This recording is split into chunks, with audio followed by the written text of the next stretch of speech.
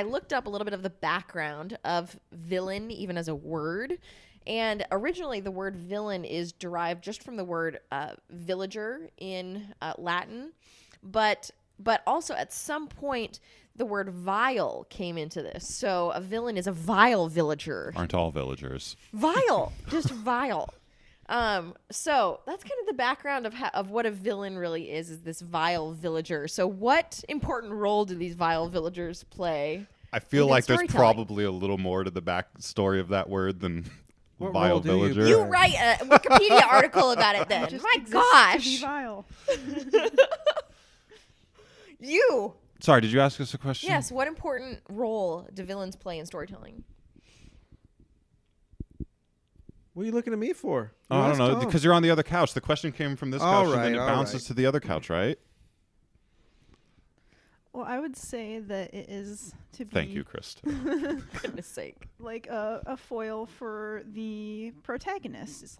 It's a way to split these two sides of an issue and have it reflect the bad onto one and the good onto other, and so that they are able to interact within this world, and so that we can kind of visualize these two aspects, which are internal, occurring externally.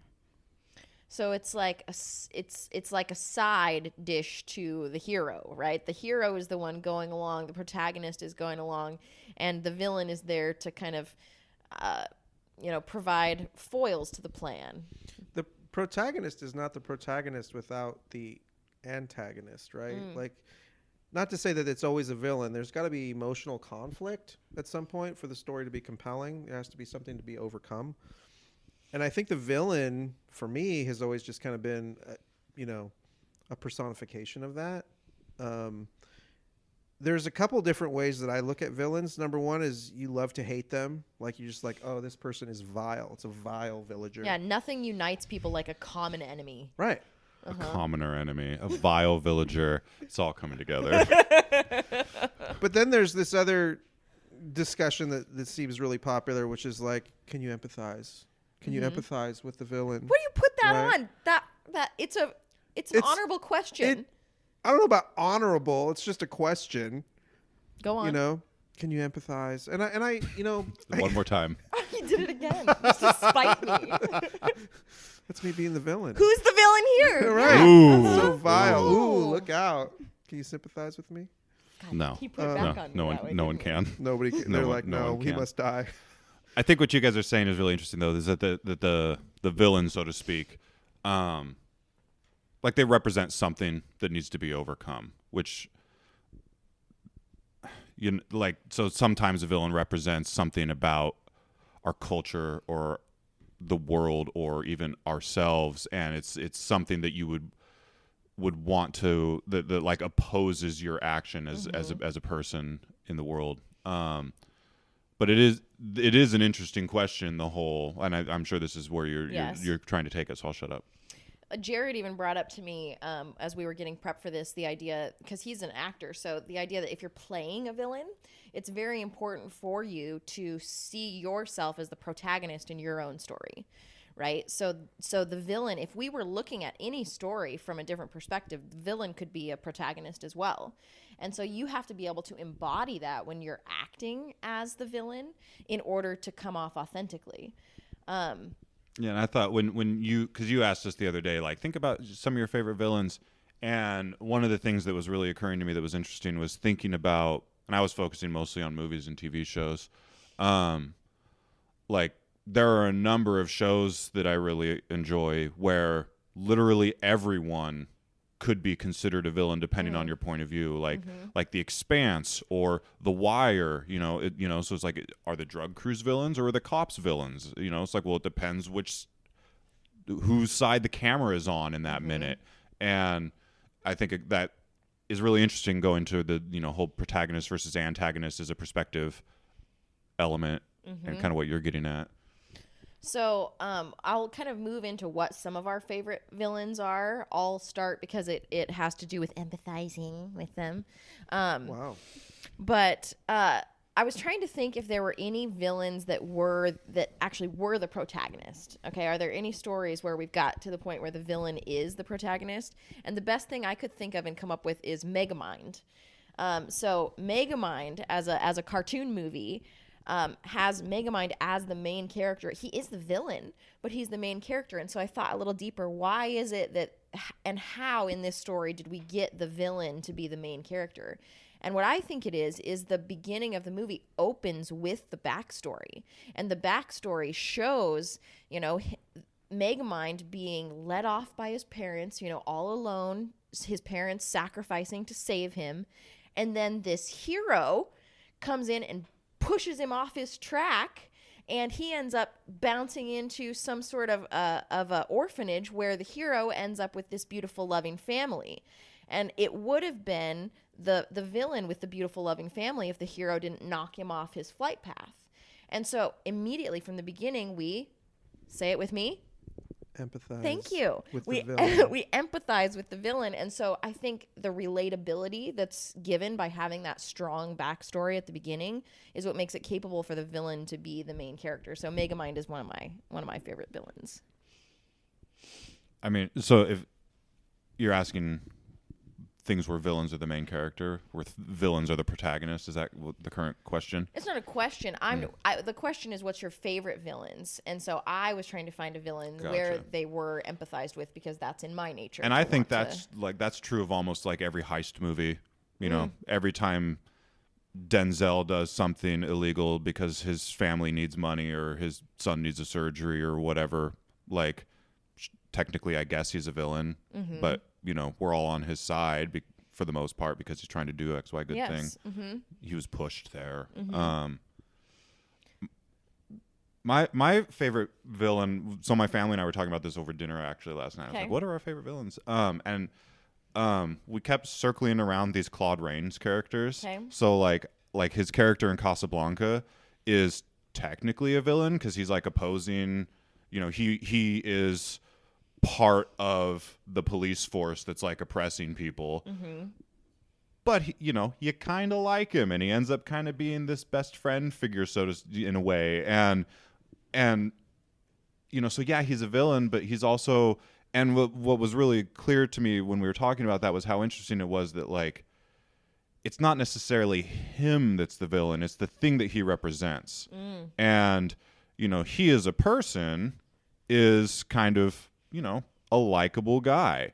But because of his life circumstances or a couple of his life choices, he represents this force in society that is sort of like this abstract villain.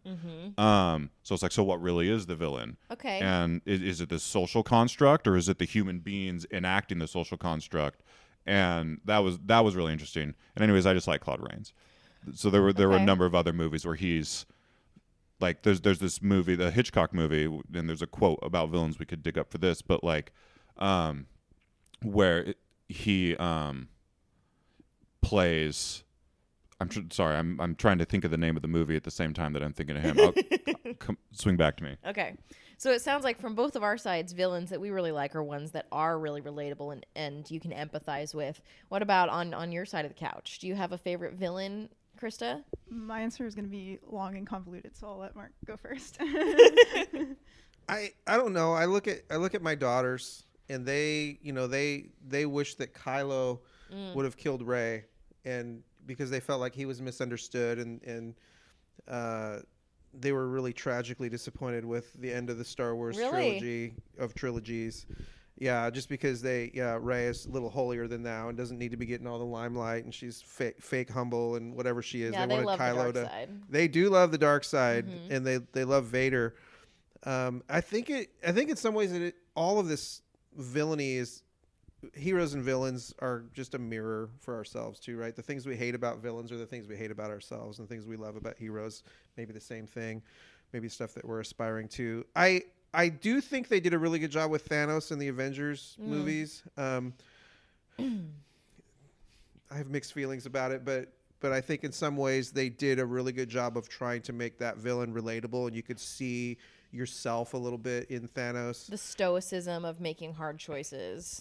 Yeah, and I mean, most of the villains that I relate to are much older, and they go back to my childhood and stuff like that. But for the most part, I like the concept of the villain more than I like a particular villain, because I think that there are some through lines and there are some variations that let me look a little bit differently about my perspective and other people's perspectives, because like you said, like Tom was saying earlier, someone's villain is somebody else's hero, and that's probably the takeaway for me. Bring your long convoluted answer. Bring on the convolution. So I'm really fascinated by like some concepts from child psychology and how one of the things that a really young infant does to kind of understand the world when it has, you know, very little power and very little defense is that it kind of splits the world into two, into like an all bad, you know, things that are harmful and dangerous to me, and all good, at least in this theory. And, you know, good is life-bringing, it's love, it's nurture. And so there's these kind of two sides. And I kind of see villains as portraying that, at least in some cases. We're all children then.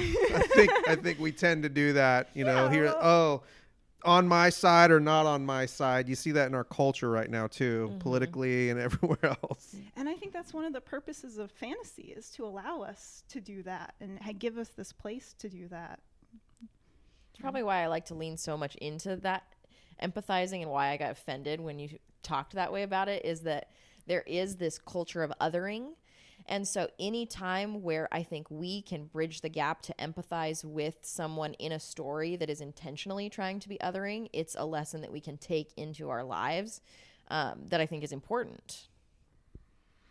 Did you find the name of the movie? Yeah, it's called Notorious. It's a great movie. You should watch Notorious. But that is a Hitchcock movie, and the Hitchcock quote is something along the lines of like the stronger the villain, the stronger the picture. Yeah, I or have something one. like A that. story is as strong as its villain. Yeah, and I think that there is really something to that. Definitely in movies, like you understand what he's getting at. Like if the hero of the movie over the protagonist of the movie, like the more they overcome or the bigger the threat is against them, like the higher the tension, the more interested and invested you are. Like that just makes sense. But I think that it does. Boy, I'm really tired. I have no idea where I was going with that. Okay.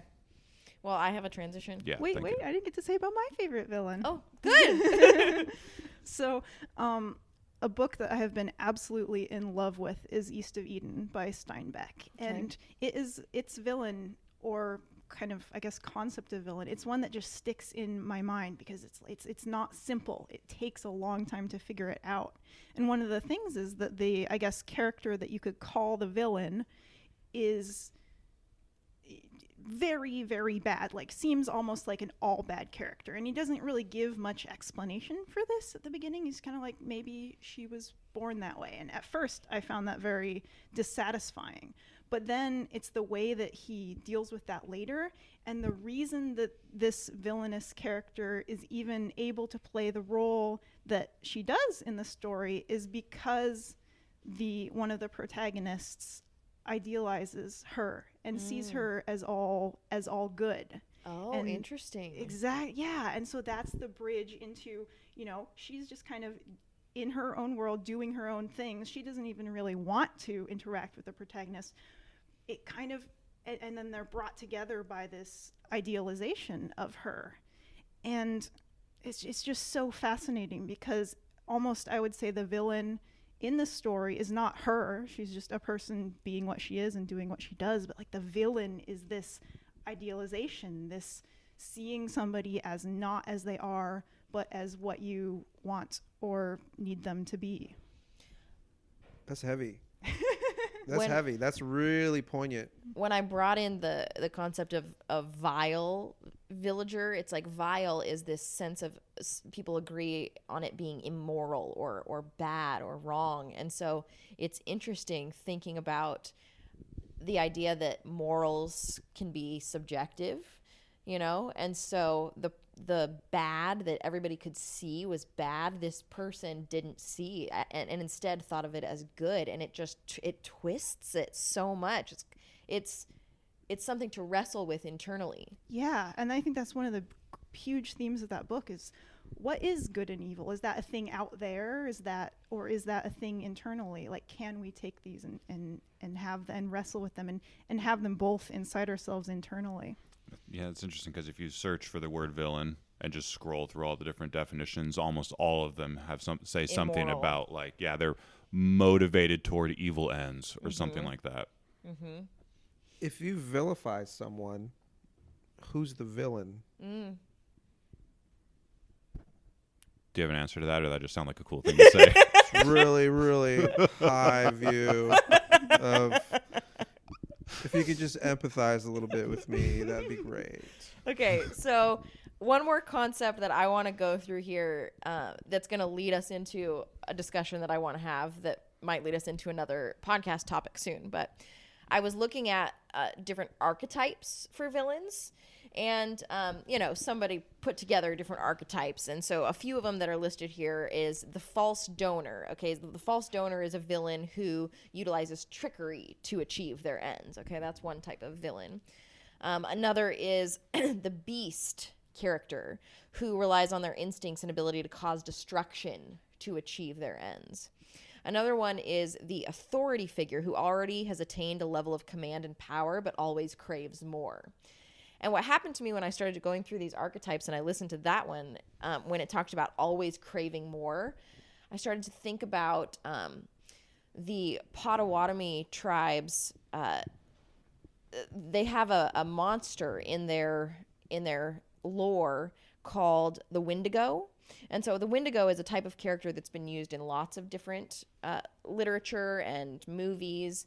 And I started getting deep into that because the idea of a Windigo is that it craves, and that craving within it is the thing that is the personality trait that's strongest. Yes. But as I dove into that, I was thinking that really is just a monster and not a villain. And so is there a difference between a monster and a villain, and where is that line?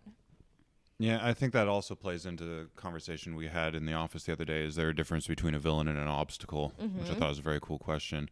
And I think we could really try to go deep with like defining terms, and but it might just be more fun just to consider it. Yeah. But I think, what you say about that, about the craving, like what's interesting to me about that is I can still apply like fear of this craving to myself. Like I can see how someone would like, that is something I fear in the world or scared of existing in myself, that, it's almost like a metaphor of someone overcoming. Yeah.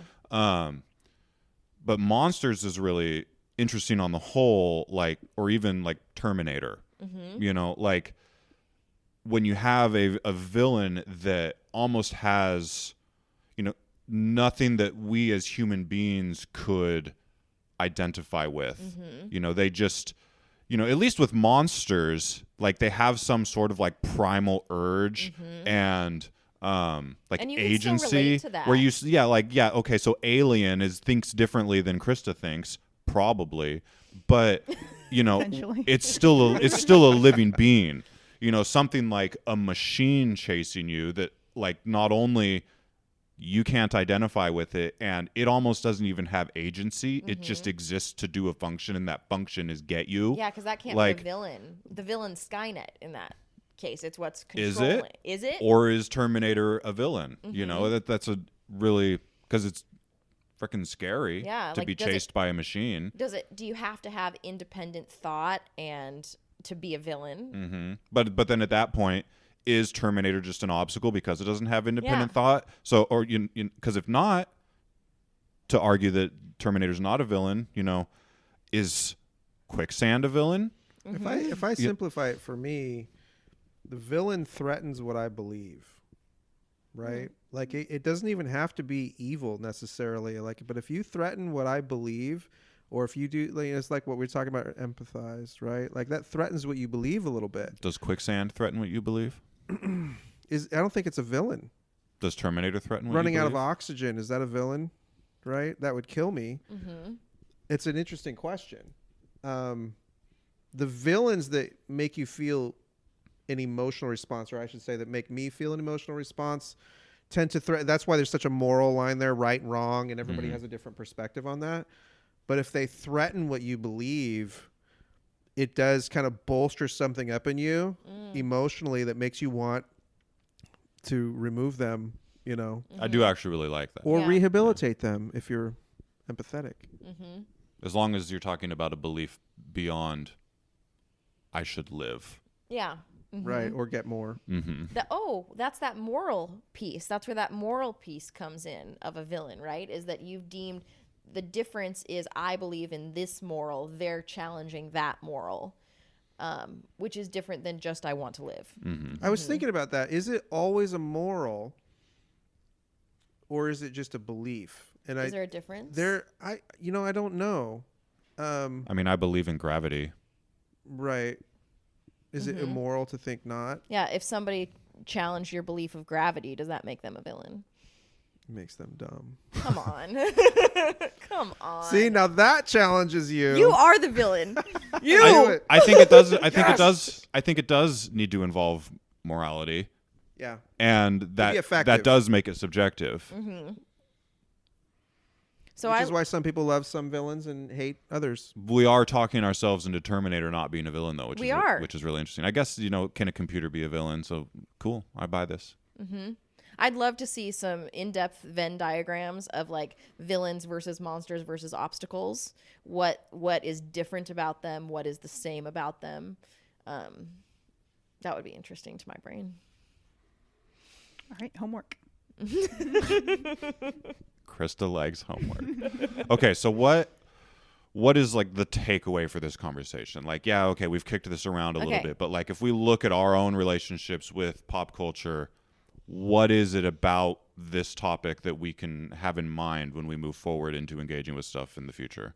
One of the biggest things I think is just that a story isn't really a story without some sort of villain. Whether it is a villain or a monster or an obstacle, it's opposition. Opposition is what makes something interesting, and defining that opposition and why it feels in opposition to you and how you can relate to a character. That's what I think is what you can kind of take from this. Looking for what is it in